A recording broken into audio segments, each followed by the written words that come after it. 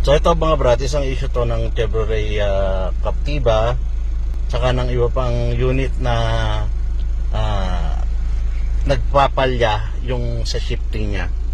Kung mapapansin nyo kasi ito, pag nilagay mo na sa park, doon sa indicator naka-reverse pa rin, pero dito naka-park na.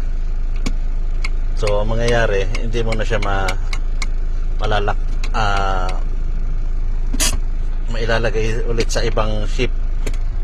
Ngayon, hanggat hindi mo sinasagad. So pag nasagad mo na, lalabas ulit na yung park nya, then makakambyo mo ulit.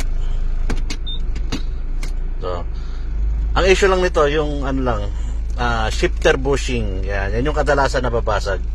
Yung iba kasi sinasabi na palitin na yung mismong shifter cable, no? Ito, bushing lang ang sira nitong Chevrolet Captiva na to. Yun lang papalitan natin, at meron tong nabibili sa Lazada. Ituturo ko sa inyo kung paano magpalit ng shifter bushing or maglagay ng shifter bushing. Bibili lang kayo sa Lazada. Saglit lang to mga brad.